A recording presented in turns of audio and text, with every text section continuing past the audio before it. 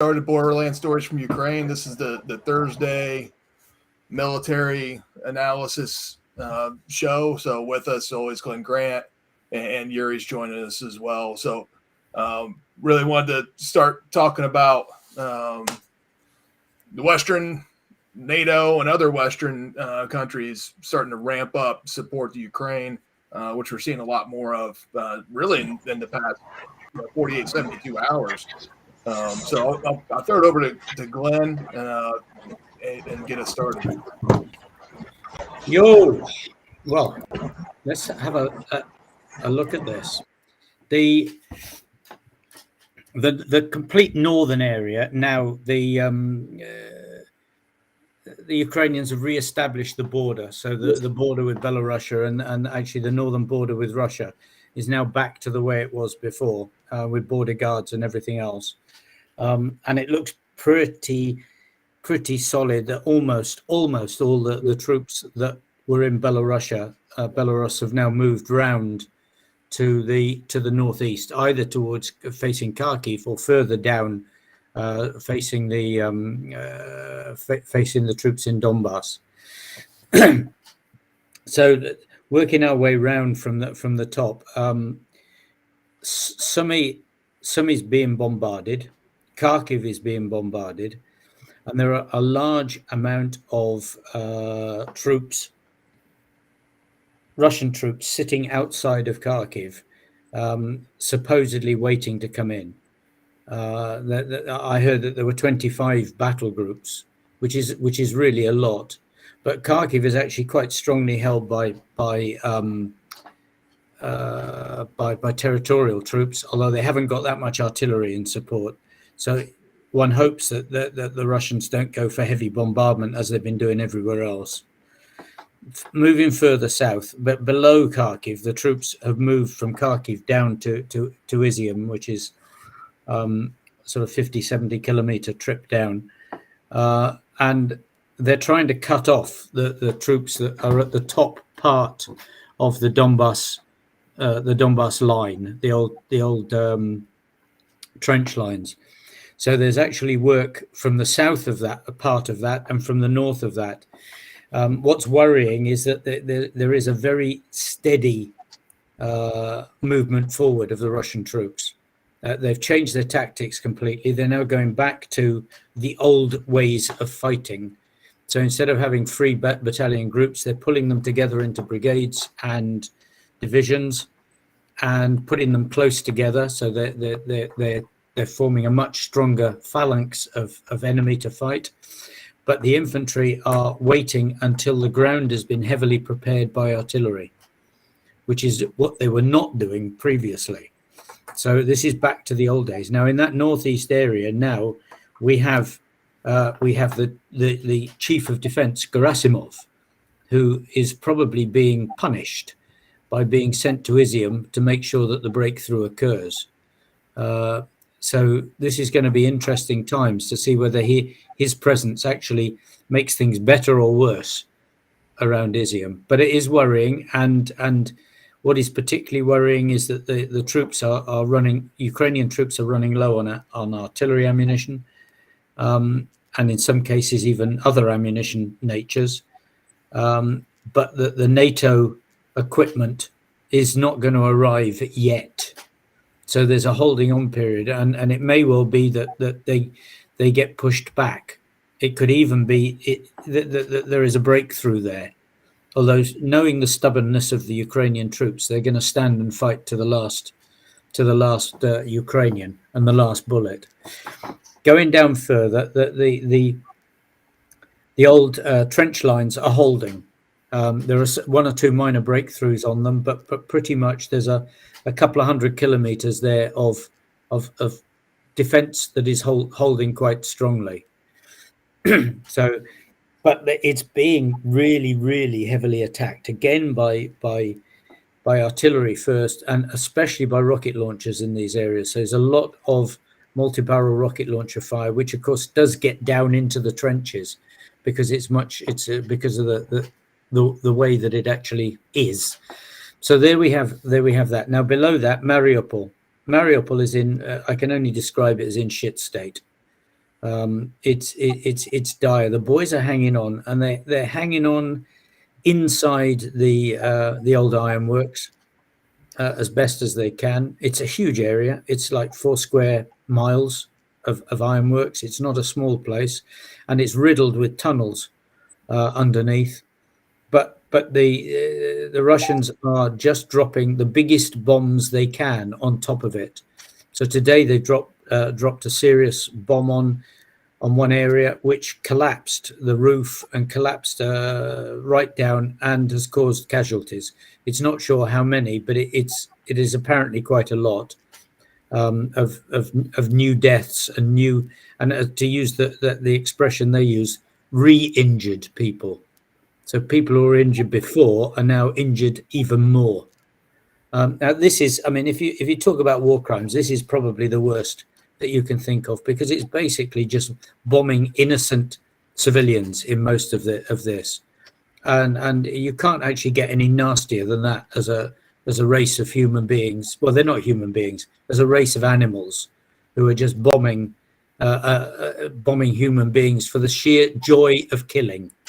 This is like a bear or a fox just killing something for the sake of it. Moving further down the coast, they're holding everything along the south coast, north of Crimea. But what they're doing here is, it's not so much that they're pushing forward, which they are, but slowly. It's what they're doing behind. They're terrorizing the population. They're terrorizing them by taking prisoners, by kidnapping children and sending women to the front line to spy for them, by torturing people, and of course by the normal things of rape and murder. So the aim there is to bring this whole area from Nikolaev across under Russian control, to make it not part of the old Donbass area, but even a separate enclave in itself. And people are fighting back a little bit, but it's really, really difficult, because this area was not armed before. There was no territorial defense organized before the Russians actually came in. And despite the fact that there are people who actually want to go down there and do sort of territorial defense and partisan work, the army doesn't seem to be showing much enthusiasm for that. But we know that people can get through, because someone has just walked with their dog all the way from Mariupol out. So it is possible to go through all the villages down there and actually get in and out of places. Nikolaev is under daily pressure, but it's basically it's the stopping block point for Odessa. So they've got to get past Nikolaev to get down to Odessa, and Nikolaev is holding quite strongly at the moment. North of Nikolaev, the Ukrainians have been trying to push back to Kherson, but the progress has been extremely slow, almost glacial. But they are saying all the time that they are moving forward. So Kherson is still, 20 kilometers away from the front line. So it's within sort of shelling range for Ukraine. But obviously Ukraine does not want to shell anything in Kherson, because it's full of people. So that actually sort of handcuffs the Ukrainians, because they're fighting now with one hand behind their back. Going past Odessa, we have the Moldova and Transnistria. And Transnistria is now on war alert, which means that Moldova is now on war alert. The Transnistrian army, depending upon who you talk to, ranges anything from 8,000 to 2,000.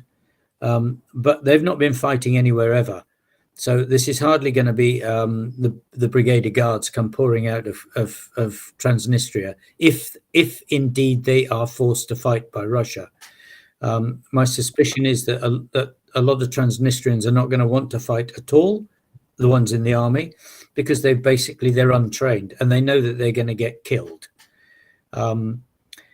The one from Odessa towards Romania, there is also an estuary, and there's a bridge over the estuary, and that bridge has been shelled a couple of times and damaged, which gave rise to the thought that the piece of Ukraine on the other side of the estuary that Russia might try to capture that.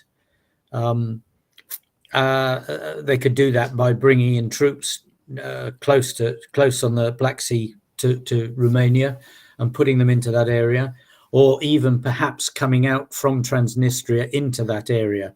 But to do that, that means that the bridge has got to be destroyed, and it hasn't been yet. Otherwise, the troops from Odessa will just go across the bridge and fight on the other side. And as we speak, the Romanians are actually driving some of their troops down now to the border, just in case this happens, and in case that the war actually starts in Moldova. Because my suspicion is that if Transnistrians decide they're going to go into Moldova as opposed to going into Ukraine, that Romania will actually step in and do something. And that, of course, might be what Putin wants, to engage a NATO country. We shall see. Anyway, that is my round robin. The last bit I would just say is that the center of the country is not immune to air attacks or to rocket attacks, not from air attacks, to rocket attacks, and that there have been 5 attacks on railway lines, which could become more serious if they keep doing this, because a lot of the supply relies upon rail traffic. I think that's me. Yuri, we haven't had you on for a while, and just wanted to get your impressions of being on the ground in Kyiv. First of all, how's the capital region in terms of cleaning up from the aftermath of the occupation, but also, although I would imagine regular army troops have left Kyiv mainly to go to the fight in the east, what's the activities of the territorial defense in Kyiv? What are you up to there and preparing for in terms of Kyiv's military situation? So today I visited the center of Kyiv, and I still experienced 4 checkpoints for the main road, the Prospect Перемоги, to the center. And I think that for last 2 weeks, especially after Orthodox Easter, about 10%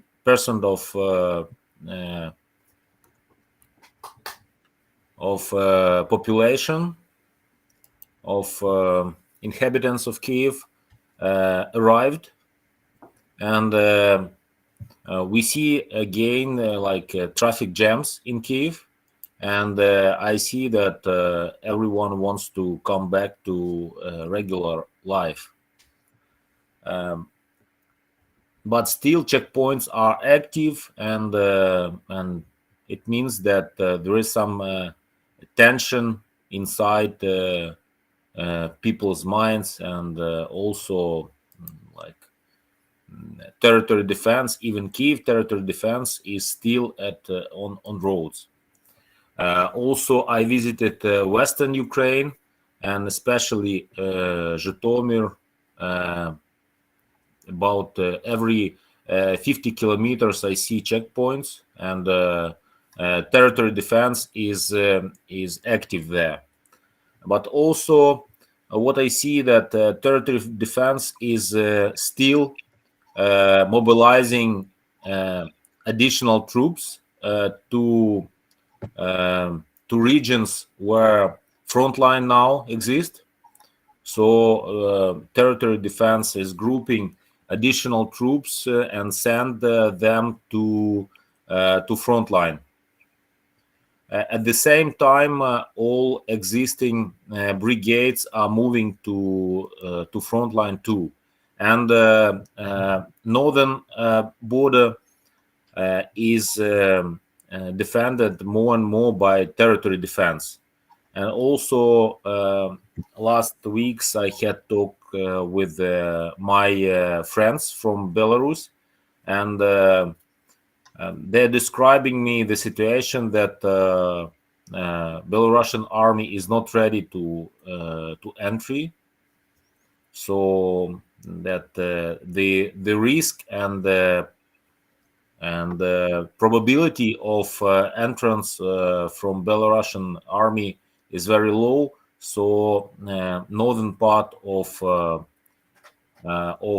borderline, especially Belarus borderline, is defended by more and more by territory defense. About Transnistria, as far as you know, there were some explosions in military bases, in Russian military bases, but according to intelligence information, they're situated only two tactical battalion groups, so it's about 1,500 to 2,000 troops, and mostly this is engineering troops, and they were not active, they were not training for last 20 years. So the probability of active movements there is estimated as low, but anyway, there have very big stocks of weapon and ammunition there, and I think it is last days explosions are connected with them. Also, I send you some documents which were sent by intelligence.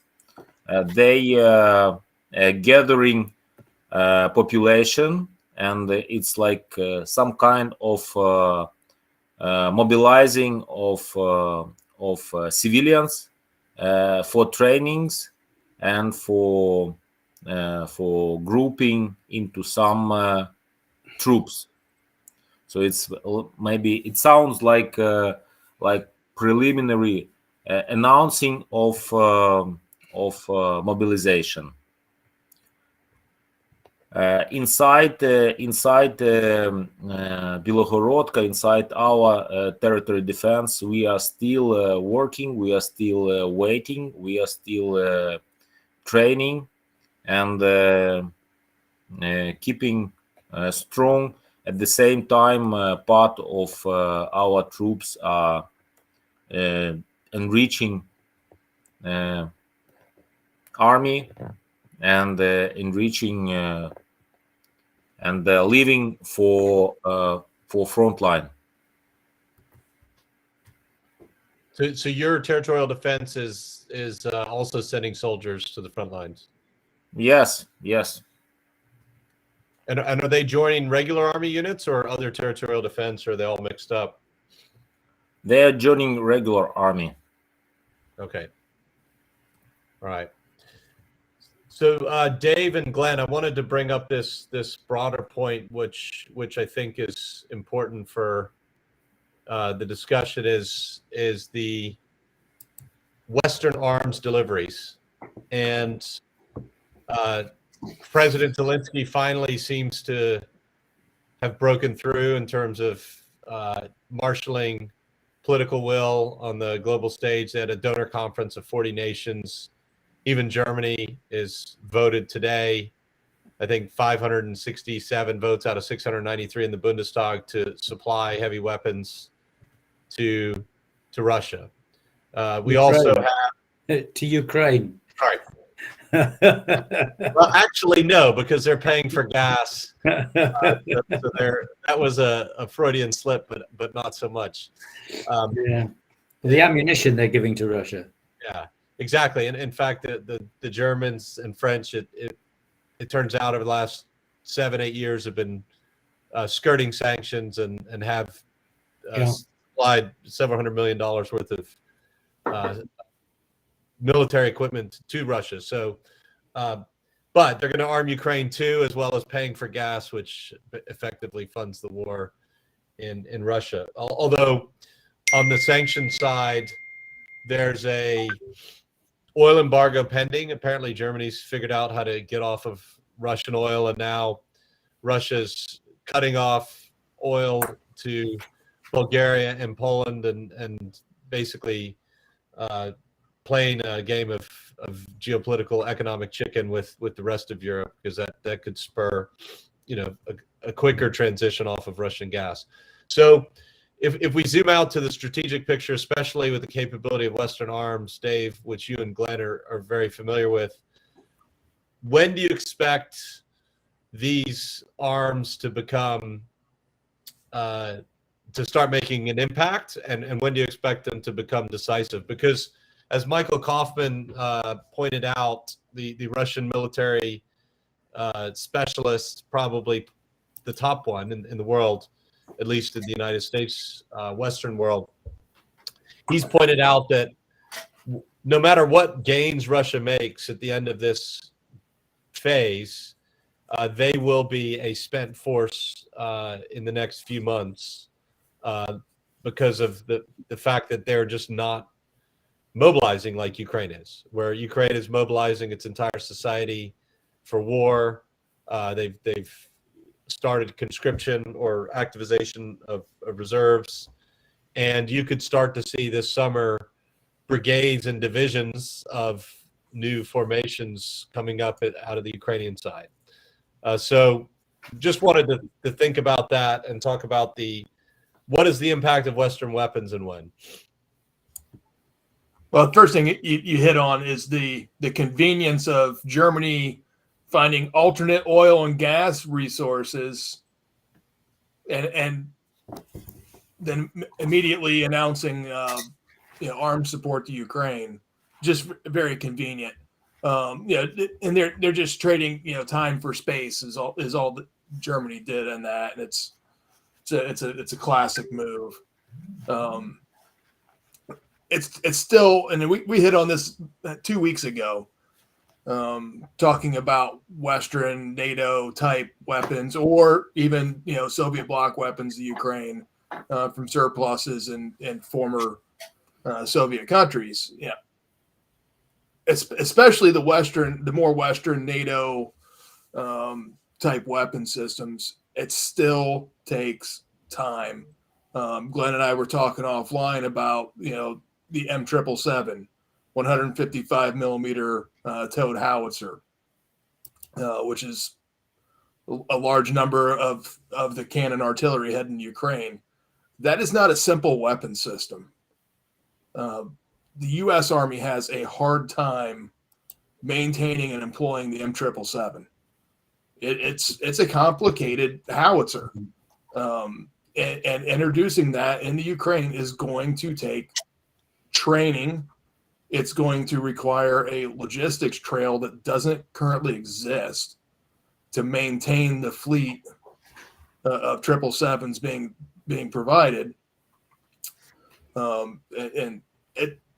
Before they can, once they hit the ground in Ukraine, it's going to take a good 2 to 3 weeks of pure training, 10-hour per day training on that system, employing that system in a training environment before I would really be comfortable employing that weapon system forward, right? So your earliest 3 weeks after new weapon systems that they would be unfamiliar with hitting the ground before they're employed, up to 5 or 6 weeks.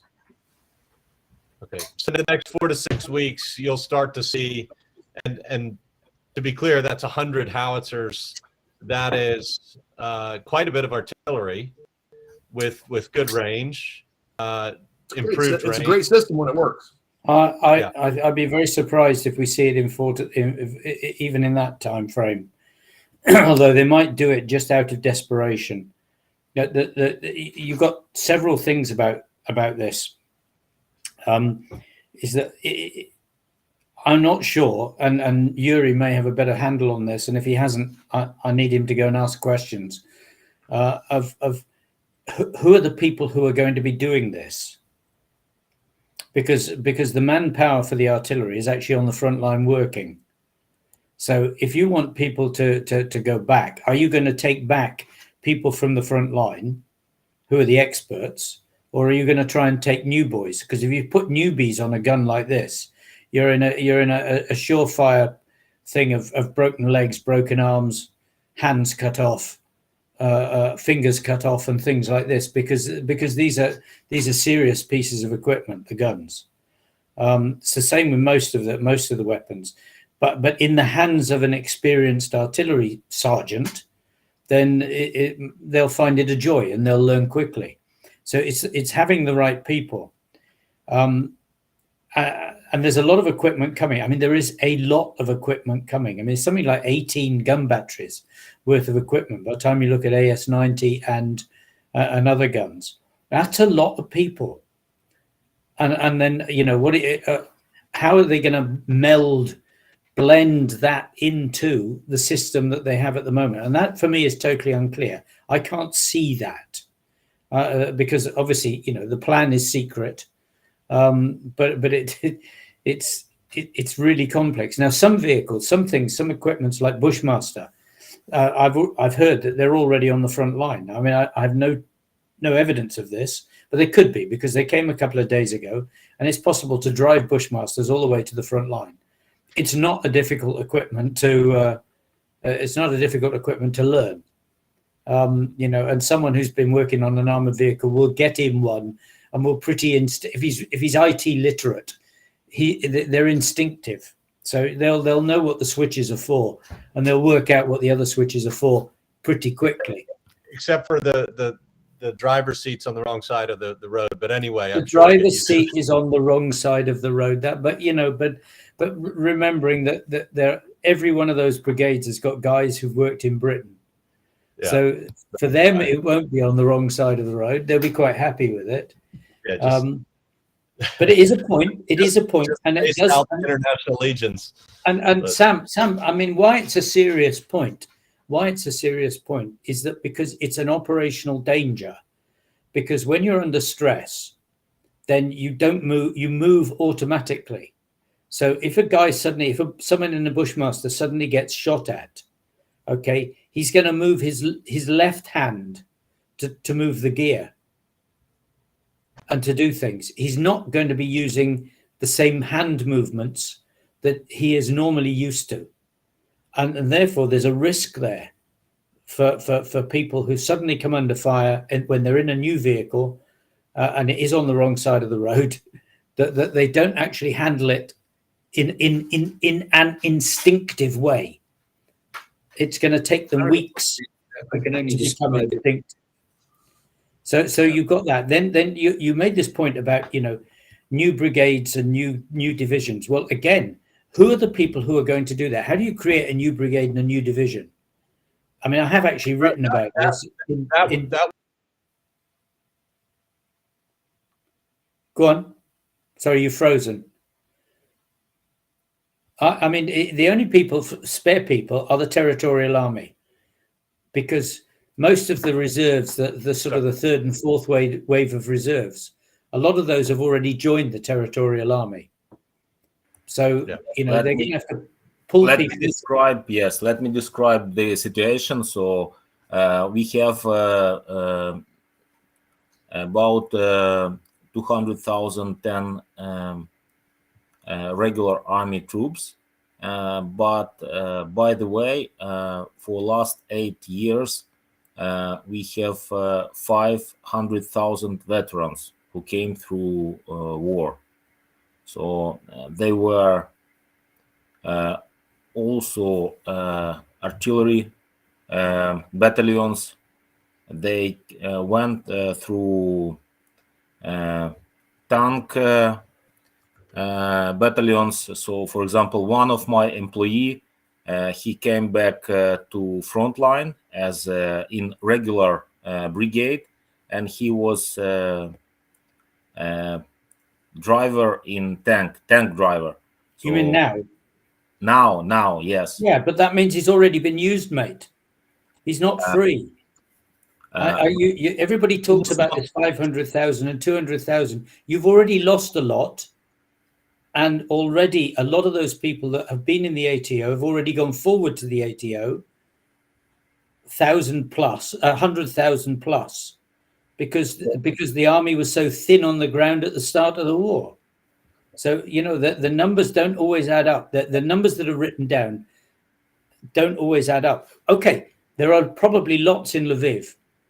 Lviv has got 100,000+ more territorials, but someone has got to turn those into brigades and divisions. It doesn't happen on its own.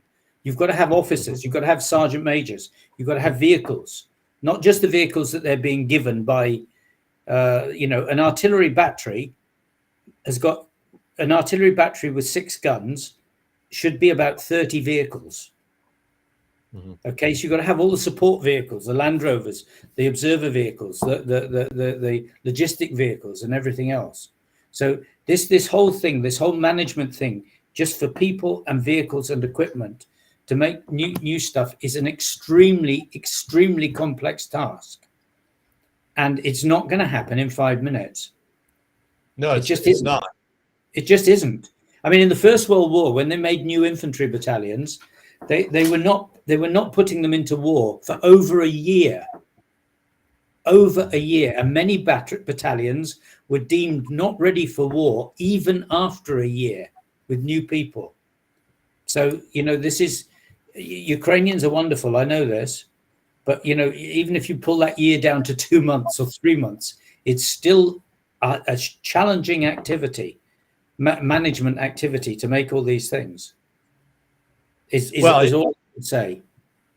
No, you're right. And Glenn, I know you know this from advising at the MOD level, the challenges they'll have with that.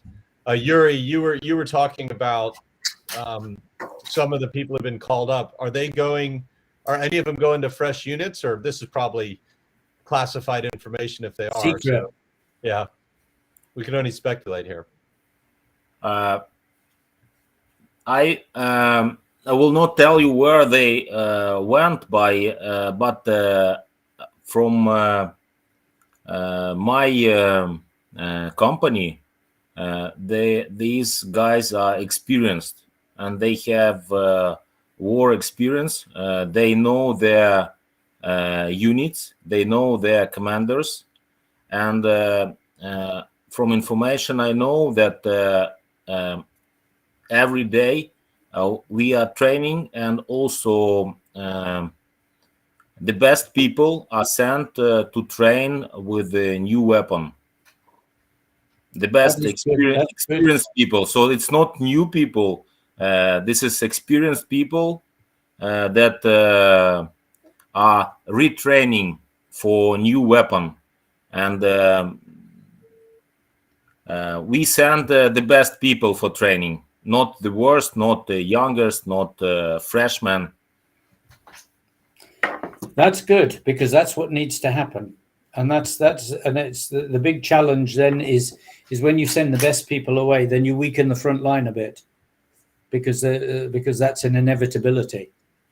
So this is going to be a challenging, like 3, 4, 5 weeks until the stuff starts to come online. Yes, as you told, now it's more or less a stabilized front line, and it's not a big intensity of fighting.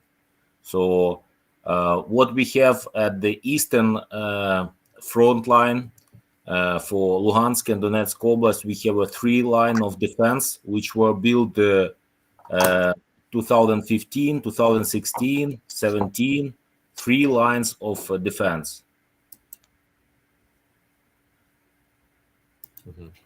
Yeah, but the big fighting is happening to the south and to the north of that line of defense, in Izium, and that's the area where there has been grinding progress. And there's no defense lines there. There are no defense lines around Izium. So those are just villages along that in that area, and unfortunately, a lot of those villages are wooden. So they're not not necessarily much good for defending against artillery or something like that. But You run into the problem Japan had in World War II when the country was made out of wood and it burned. And ultimately, my biggest concern with everything coming in, everything that's pledged, promised, shipped, en route, and arrived is it's not the same. So managing logistics for Ukraine with a world's worth of military equipment of different calibers, of different ammunition types, different kind of powder bags are required. I can have an artillery brigade with 3 different equipment sets. I have American, I have British, I have Brazilian, which came from Germany, but it's 2 generations old German equipment, right? And I need the supply. I need to sustain that unit in combat.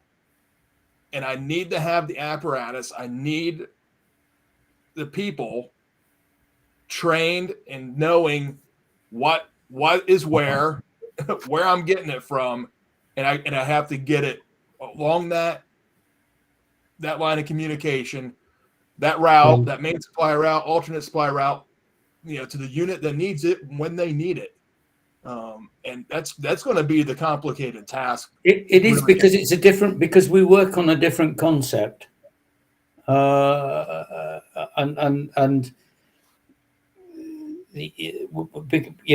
we work on a different logistic concept. We don't have little bases, little ammunition dumps scattered all over the countryside, and our maintenance is different levels of maintenance to keep equipment going. I mean, Ukraine is just going to have to adapt to this, and it will take time. It will take time. It will take time for the brighter boys to learn how to repair a gun, a new gun, or a new vehicle, but they will. But unfortunately, time is the essence in this case. It's the enemy. It's the enemy, and it's the big enemy. The other thing is the worry about if the logistics system is not smooth, which it isn't, is making sure that you get the right new ammunition to the right place and the right new spares to the right place, and that is going to take a different style of logistics to what is there at the moment. There's going to need to be some more logistic commanders, because this is not something you can just throw at the volunteers and say, go and get me go and get me an actuator for the gun, or a new one of these, or something like that. Even some of the wheel sizes are going to be different, and you can't drive down the road to the local garage and just grab it at the moment. So this is going to be a challenge. It's going to be a real challenge, and I hope that someone is actually thinking about the logistic challenge with the same energy as they have of the tactical challenge of just making a crew for a gun, because it's much more complex than as we say, much more complex than just giving javelin or just giving an anti-tank weapon. We just give it to someone and they use it. Now you're looking at crew weapons that are new and complex. And come with a lot of requirements. Yeah. But I mean, all these things are doable, but it's just I just hope that the people that are taking them on understand that you can't use them in the same way. Can't use the things in the same way. Yeah. I'm sure they'll adapt. And they'll make their own concept of how to use vehicles and how to use them best. Yeah, and the other thing we might have here that, and I don't know, because I don't know the numbers and the ratios and crews. You may find there's some catastrophic success of foreign military aid coming into Ukraine, where a gun crew might actually have too many guns. Right, you can only man one gun at a time. So what's the ratio of inbound equipment? And you kind of hit on this too, Glenn, when you're talking the total number of personnel available in current units and who can fill new units, and there's a potential there could be too much equipment coming in, that creates other problems. For the number of trained people, you might well be right. And then there's the task of what you do with the old equipment, and do you backload it for people that know how to use that equipment more quickly, like reserves, or people in the territorial army who've been in the ATO, or do you leave that also with the frontline units? Right, which creates more logistics problems. Which creates more logistic problems, yeah. Right. Well, let's zoom out a little bit to the other side, because I wanted to. We're going through a lot of the challenges Ukrainian army is going to face with quality problems, let's say, compared to a month ago, with a lot of new equipment, the logistical challenges of training people, and more importantly, supporting different types of equipment. But I would say that Ukraine right now is moving into the realm where they're getting NATO standard equipment, which means that they'll go from 152 millimeter rounds, which is harder for them to acquire than 155 millimeter rounds, which is much easier for us to supply. And there is some interoperability, at least in terms of ammunition, which is really critical for the new equipment they'll be getting. And it also puts them on the path to be a much more modern military long term, because Ukraine, I think we'd all agree, will survive as a state. The question is, with what territory, and what's the big picture there? But let's go over to the Russian side, because you brought this point up, Glenn, that General Gerasimov himself, the commander-in-chief of the Russian army, is rumored to be in Izium, which is putting himself right in range of becoming one of the next dead generals on the Russian side. And why would he be there? Well, probably because his job, or maybe even life, depends on it. There must be quite a bit of desperation on the Russian side, because they do not have mobilization yet. They have not mobilized. They've not even fully manned their own crews, according to Michael Kaufman, who was talking, Russian military is running around with,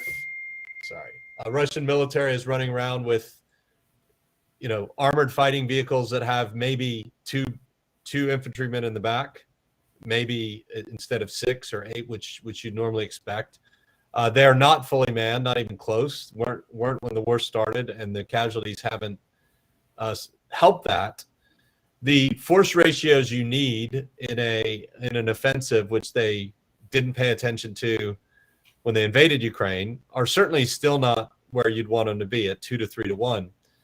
So the most optimistic prognosis, according to Igor Girkin on the Russian side, who's a huge critic of his own government, is that the Donbass offensive may get some tactical success, which you're seeing right now, but not a strategic or even operational success, which would be surrounding some or large parts or all of the Ukrainian army and destroying it. So when this phase ends and war goes in waves, and right now we're starting to crest the wave of the Battle of the Donbass, Ukraine will be mobilizing, integrating a bunch of new equipment, going through a lot of growing pains, but continuing to gather strength in both manpower and equipment, compared to the Russian military, which will be a spent force. No matter how they perform, they will expend the fuel, ammunition, lives, equipment at some point in the next few months. The fighting's just too intense with the Ukrainians. Where does that leave us, Glenn, in your perspective, when that phase ends and Putin has shown no interest in peace talks, as of the Ukrainians recently, because of things that have happened? It looks like there could be a momentum shift to the Ukrainian side in the next few months if they hold in the Battle of the Donbass and don't allow for a major encirclement of their troops. It's interesting. I mean, what worries me most is the South. Is the South and the damage, the terrorist type damage that is being done to the south of the country. And in many ways, I think this is more insidious and a bigger threat to the health of Ukraine than what is happening in the northeast and the straightforward battles in the northeast. I mean, that's just army versus army slogging it out.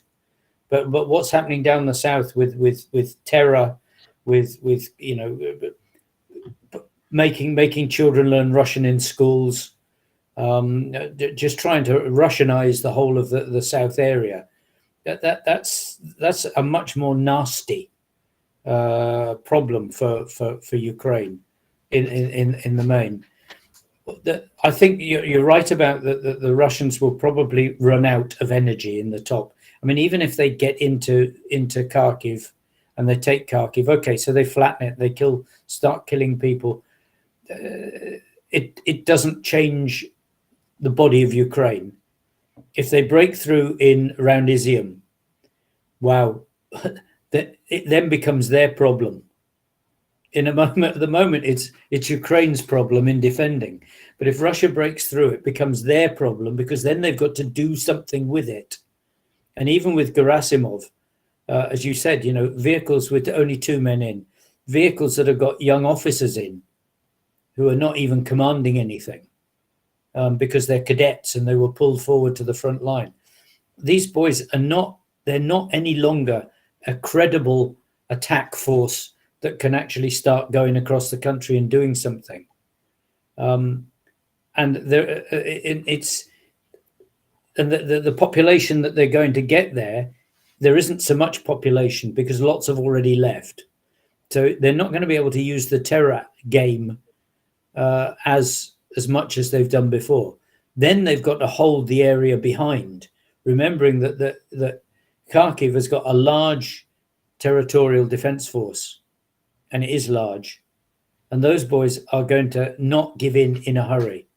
So Russia in the northeast, I would say, has actually bitten off more than it can chew. And as new weapons and things come in, they're going to find, and artillery starts attacking back at their artillery, they're going to find it quite difficult. So, but the South, if they start losing in the north, then what Putin's game can be in the South is to go for a ceasefire. And then the danger is that either the West forces, some people in the West, some countries in the West will want a ceasefire, and maybe even Zelensky wants a ceasefire or feels he needs a ceasefire. I'm hoping that they just tell Russia to go away, because at some stage, Putin may realize that he's losing badly, but he's still got a huge amount of ground down the south. That, you know, all the way Mariupol, all the way across Berdyansk, all the way across to Nikolaev. That's a large swathe of ground, and he could actually sue for peace on that, and then sort himself out over the next 5 years. You know, get a new defense minister, new Gerasimov, and actually start trying to get himself ready for another war. So the south worries me more than the northeast. The northeast is just fighting, and the Ukrainians will sort themselves out there, no question. Does that make sense to you? Well, what really needs to happen, and this is, I guess you put your finger on it, Glenn, is Ukraine has to figure out how to equip for and organize for and run what the Russians couldn't do well, which is combined arms maneuver warfare in the South. Because if that doesn't happen, then you're right. The advantage, as we see in this war, is always with the defender. Although I think Russians defending don't have nearly as much of a advantage in Ukrainian soil as obviously Ukrainians defending on Ukrainian soil because of intelligence and yeah, you know, population being supportive. But that's really the big question coming up is, can Ukraine turn itself into an offensive combined arms, heavy maneuver warfare army? Because they have to. And because they can't, because the current method of fighting is not getting the gains, is not getting positive gains. It's a slow negative war for them. Now, even with the new equipment, they've got to attack something, because effectively Ukraine has lost the initiative. And when you lose the initiative, the game is always to the advantage of the other side. So Russia is doing what Russia wants to do at the moment. Ukraine isn't. Ukraine is having to match what Russia does. And they've got to turn that round. At some stage, they've got to become the people that are forcing Russia to take the initiative. Now, that may take 6-7 months. I mean, remember, Second World War, we waited 3 years. 3 years, mate. Long time before we actually, did that big attack. And it may well be that Ukraine's got to wait a year or 2 years to sort itself out and redesign what it's doing before it can actually go. And then we're in the business. Russia has got the artillery ammunition. It may not have all the human beings that it needs at the moment, but it has got the artillery ammunition. Ukraine has got the problem that it's got to keep persuading the West to give it artillery ammunition. And at the moment, I don't think there's enough around everywhere for a war that keeps going for another year. So we're going to have to, they're going to have to start making new ammunition, because you can't ask America to give up all its stocks. I mean, actually, it needs to keep, a sensible amount. Most countries do. They can't give it all up.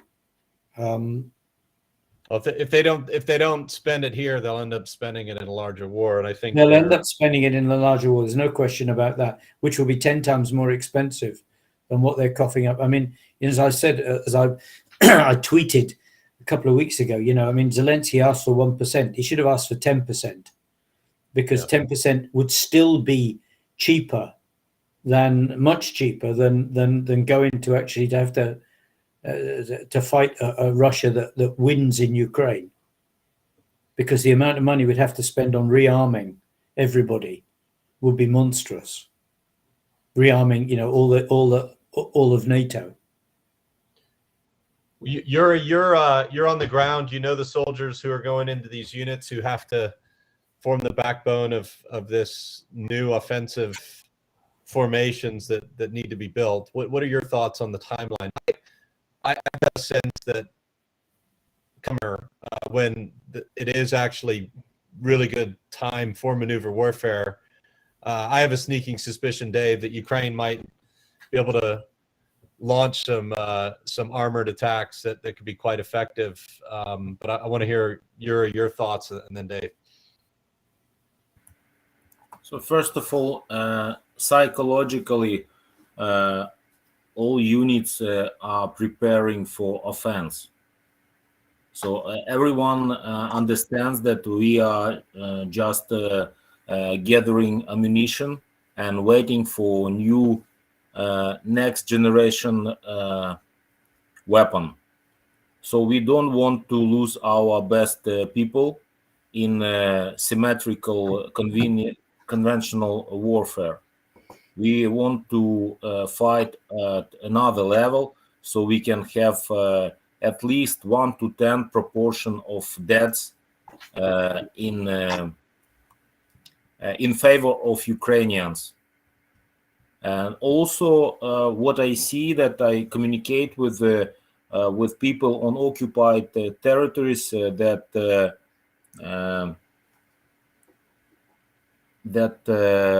Russians feel that territories are toxic, and they are losing their confidence in the reason why they are there, and a lot of them are psychologically exhausted, feel like emptiness, because they feel hatred of locals, and they can solve this by additional aggression, but at the same time it makes like opposite effect.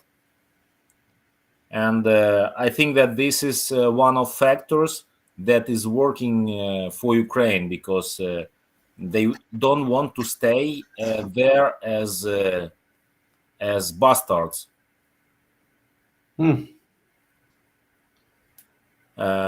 What is expected just on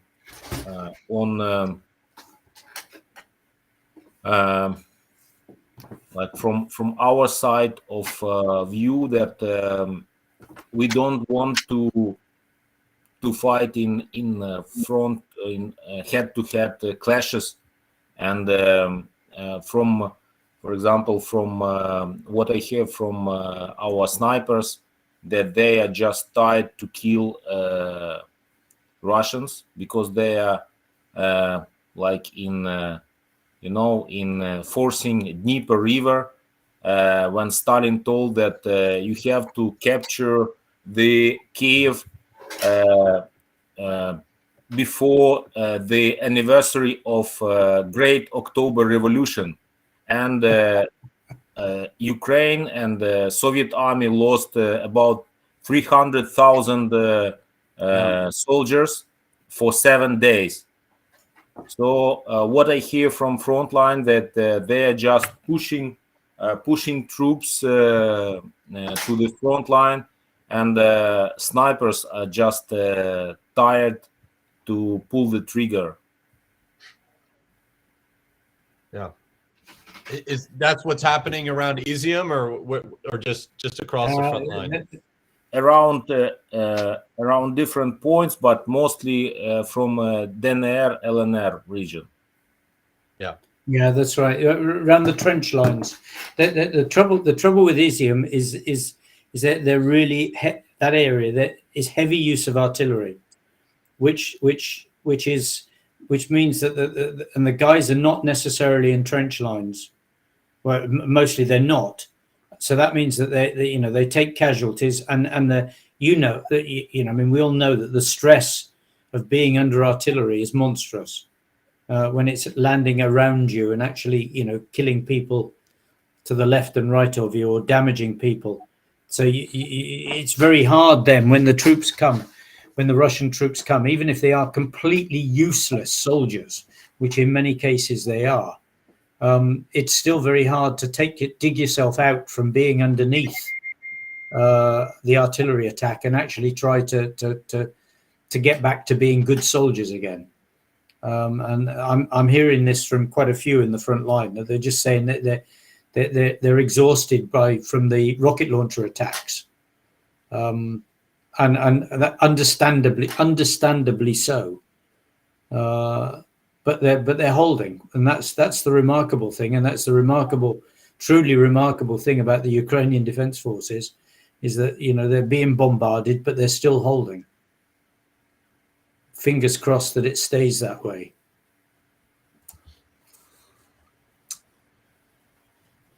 Well, yeah. David, any last thoughts here about summer being the best time for maneuver, aside from the dead of winter? And looks like Ukraine now has more tanks than the Russians have in theater, operable. That's the latest U.S. intelligence estimate. And these are T-72s mainly, which are known to Ukrainian forces. Yep. I am looking forward to seeing which tank becomes the main battle tank of the Ukrainian army next generation. But what are your thoughts on the potential for maneuver warfare this summer, and the counteroffensive that the Russians actually fear is coming? I think that's one of the reasons why Gerasimov is at the front. Is one, you've got May 9th coming up, which although it seems strange to us that day would precipitate such, let's call it, furious and ill-advised offensive efforts. Yuri just gave us a historical lesson on why that probably is driving a lot of this.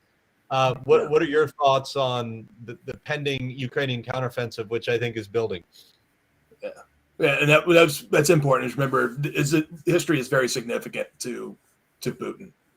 So those dates, whether it's May, whether it's the October Revolution, they have significant personal meaning.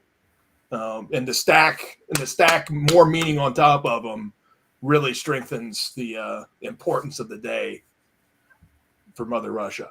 I've advocated for this for a while now. Is Ukraine really needs to transition now from a static defense to a mobile defense. All right, and what the mobile defense does is it really allows you to buy time and capability, because a mobile defense has offensive characteristics in it. Right. So what this will do is allow Ukraine to significantly attrit Russian capability. Yeah. Because this is a mobile defense is a series of well-planned counterattacks. All right. And what you can do here, and Yuri hit on this, and I completely believe this, you don't want to go head to head. You don't want to go tank for tank. I want to go 3 tanks against 1 tank. Right. So we don't want to fight entire Russian units.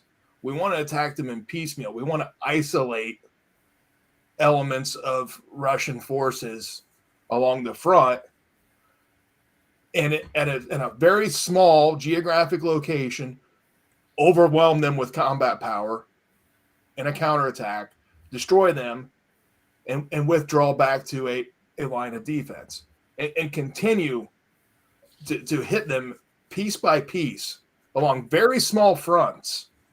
And then this will achieve some really good effect along that front, right?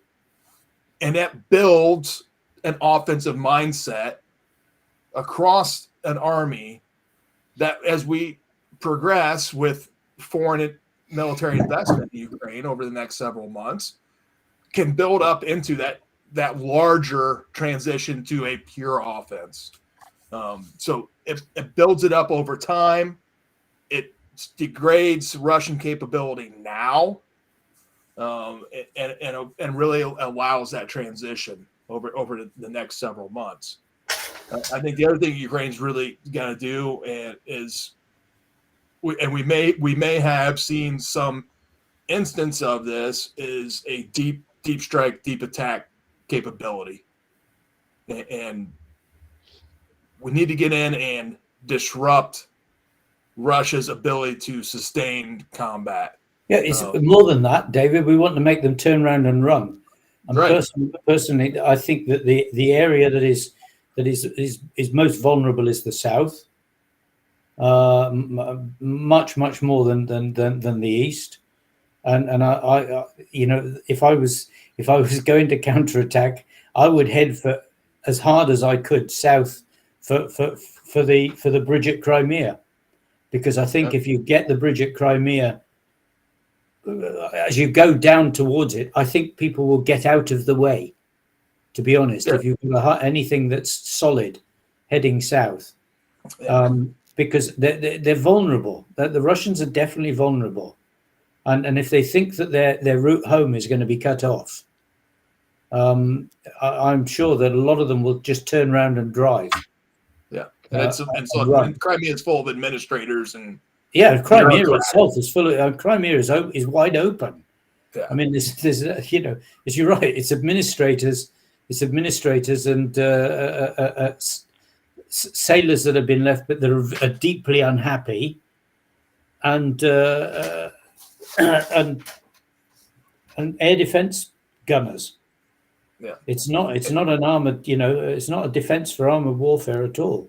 They get in there. I am sure that most of the people in Ukraine, in Crimea, will be heading for that bridge as fast as they can go. I do not see. And also when talking about deep strike, I'm not only talking about bombing, rocket, missile kind of attacks. I'm also talking about unconventional warfare. Yeah, which can really play in deep. Yeah, I mean, I think the thing is that the thing that will frighten them most is face-to-face combat. That obviously they don't like that. When you hit people with rockets and things like that, there's nothing personal about it. This needs to have that personal feel to it. That we're coming, and we're coming to get you. That has got to be the Ukrainian motto. There's got to be, we're coming to get you, and they've got to feel it somewhere, and somewhere soon, I hope. But it may be another 6, 7, 8 weeks before we see this, and until then, the boys have just got to hold on, and not allow Russia to take much more land, or Odessa. Yeah, and utilizing, in hit with Odessa, Transnistria is significant to that. That would be one deep strike.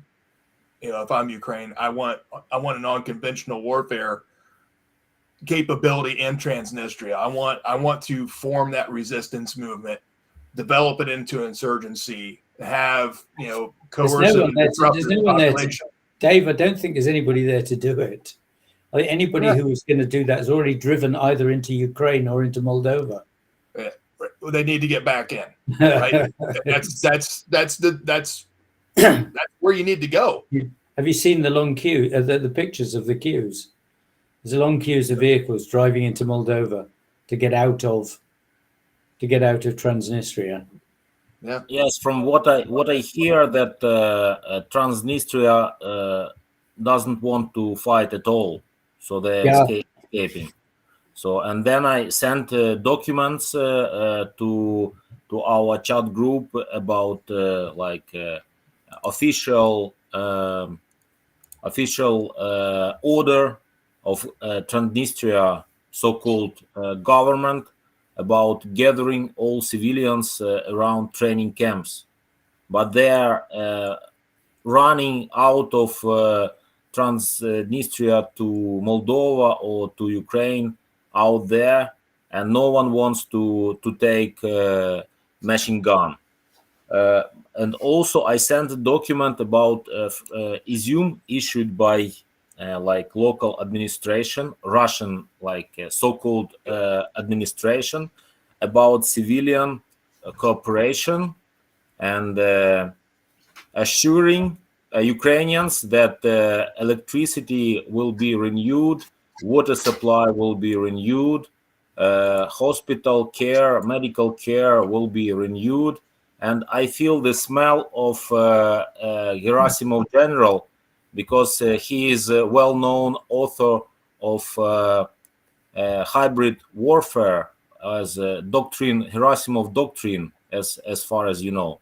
And I think that this is, we will hear the attempts to build some way of asymmetrical hybrid collaborative warfare strategies that could be implied at the region, and maybe also at the southern region to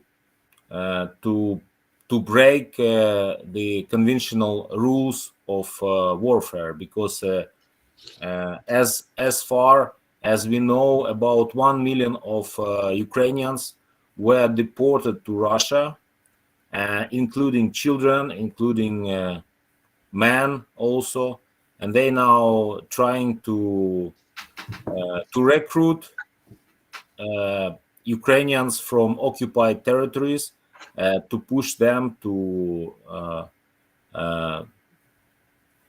be recruited in Russian army. And I think that this is the smell of Gerasimov.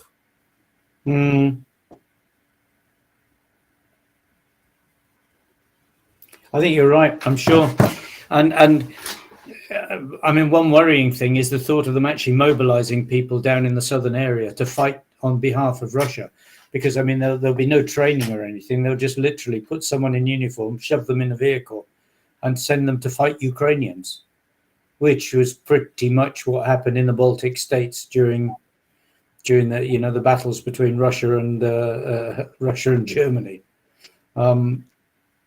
So, which is what the Russians did.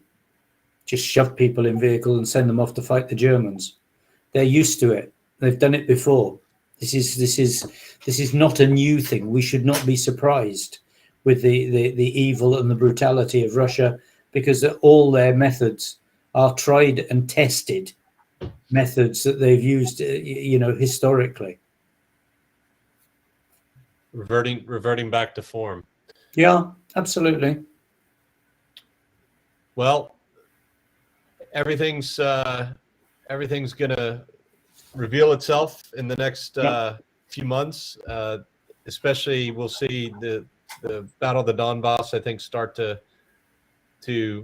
crest the wave. I think the intensity's picked up with General Gerasimov on the ground, allegedly. We'll certainly, between now and May 9th, I think, see it's going to be very interesting what happens on that day, whether Russia uses it to announce some kind of victory, some kind of independence or annexation of existing territories, or if President Putin, and some people suspect, will try to use the patriotic fervor of that day to mobilize Russia for war. And I think that's a big thing to watch going forward. Is Putin's been resisting general mobilization, whereas Ukraine has mobilized since February 24th. Ukraine's on their home territory. They're getting supplied by the entire West, the old arsenal of democracy, Lend-Lease Act, even same brand coming back. And that is going to be a very interesting thing to see if Russia tries to catch up in the mobilization or still tries to pretend that this is not a general war, because that has huge implications for Russian society. But it also will mean a long and protracted war. Yeah. As Yuri warned on the first time we ever did this broadcast on 25th of February, this is going to be a long war. Unfortunately, I think we're seeing that all too clearly in front of us, that this won't be over soon. And it's going to take a while for Ukraine to recapture its own territory in the event that Russia doesn't mobilize. And if they do, then this is going to be a very long war.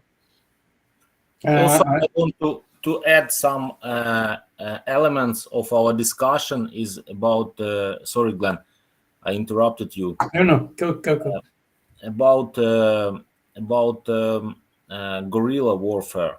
So also, as you see that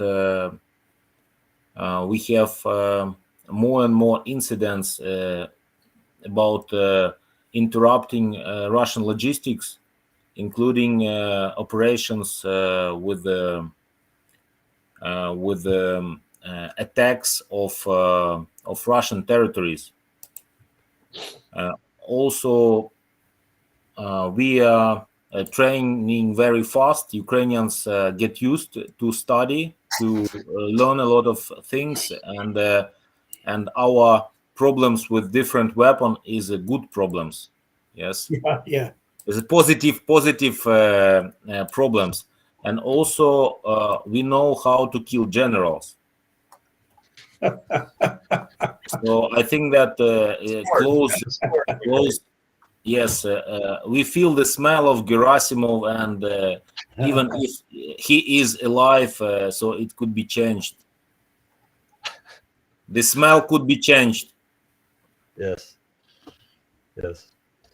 Well, Yuri, thanks for joining us again. As always, it's great to have you with us, and I'll leave you with the last point there. Glenn, Dave, thank you also. Dave, it was great to see you on our trip through the heartland of America, and now I'm in your favorite baseball team city, I guess.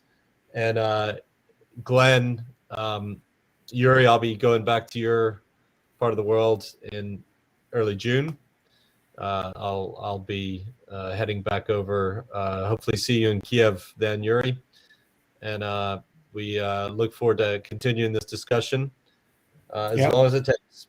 So thank you all for joining us again. And Thank you everyone for tuning in. Please share this. Please also watch for the app we're about to release. I know I've been talking about it for a while, but we're literally waiting on a final integration with PayPal to be approved, and we'll be releasing the app where people who want to donate directly to Ukrainians can do that. And we look forward to featuring that when it's ready. So thanks a lot, everyone, and we'll see you next time.